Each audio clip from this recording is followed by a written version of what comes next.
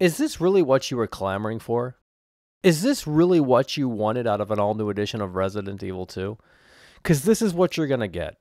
Let's roll the clip here. So here we have Leon. You're playing as Leon S. Kennedy, this rookie cop. You're following Ada around. Okay, she's sort of like instructing you like, oh, this is what happened to Raccoon City. There's a virus. You know, some just basic plot exposition. And the big problem that I have with this scene in particular is that it seems like this game is going to be much more linear than any other Resident Evil game before it. You know, this game seems like it's going to hold your hand quite often. And that's unfortunate because this is kind of reminiscent of that one Hitman game that really focused and put an emphasis on story and its narrative, and that was Hitman Absolution. And a lot of gamers really retaliated against that game because it was so different from previous entries into the franchise. Now, I'm not saying this looked completely, totally different from what we've seen before, but I'm saying that there's going to be a very, very strong presence of that cinematic narrative here in this all-new edition of Resident Evil 2. And obviously, the Resident Evil games always had a story, but this time around, this is going to play a bigger, much more prominent part during gameplay. So I think we're going to be restricted. I think we're going to be limited in terms of what we can do. And obviously, there's still going to be backtracking. This is still Resident Evil, no doubt. But I think the story is really the focus here. And if you're not here for that, well, you're not here for the right reason.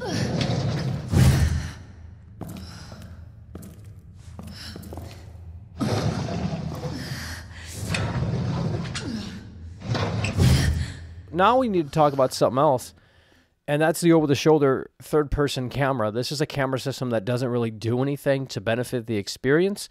We go back to the not over-the-shoulder, but we go back to the fixed camera angle system and the older Resident Evil games. And in those games, you know, it was cool because it was like you weren't 100% a parent of your surroundings. And the reason why that worked so well because it provided edge-of-your-seat type gameplay. It was always like a tense moment because you never quite knew what was in front of you or behind you because the developers deliberately placed the camera in a way that was really, you know, unnerving. And it was like, oh my God, I don't know if I should move forward. I don't know what's in front of me. I hear something, but I'm not quite sure what it is. And then you eventually, finally, slowly but surely move forward, and the reveal, you know, might be a monster or a licker or whatever it may be. You know, that was so cool. And you don't have that experience here in this all-new edition of Resident Evil 2 thanks to the new camera system. What you do have instead is what they're going to do, what Capcom is going to do, and what they have to do in order to terrify the player is they're going to set up some of these distractions. So there's going to be scenes here in this all-new edition of Resident Evil 2 where they're going to kind of show you something deliberately, like there's going to be a group of zombies or something, for example,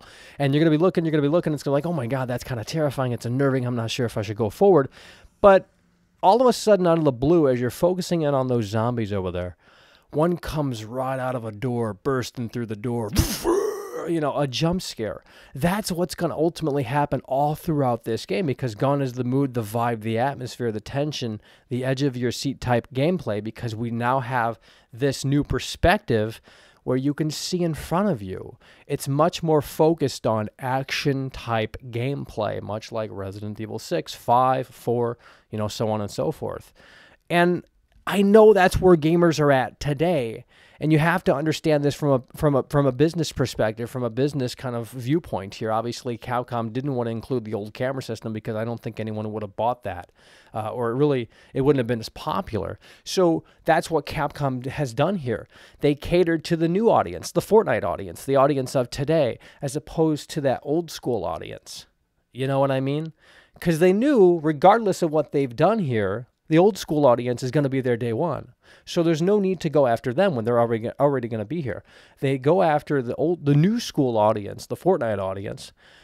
And that's what they've done here with this all-new edition of Resident Evil 2. And I hope you guys are satisfied. But ultimately, what I think needs to be done right now is I think you really do need to take a second look at this game because so many of you are under the impression that you think you know what this is, when in reality, again, we need to reiterate here, this is not a remake. At least it's not a remake that made sense. It doesn't stay close to the source material. You can disagree until the cows come home. I couldn't care less. It's an all-new Resident Evil game inspired by Resident Evil 2. It's essentially Resident Evil 4 meets Resident Evil 7. That's what this is. It wasn't what we were clamoring for. It wasn't really what we were asking for. But it's what Capcom decided to dish out. And we can take it or leave it. But I'll tell you something right here and right now. When you're disappointed in just a matter of a couple of weeks, you have only yourself to blame.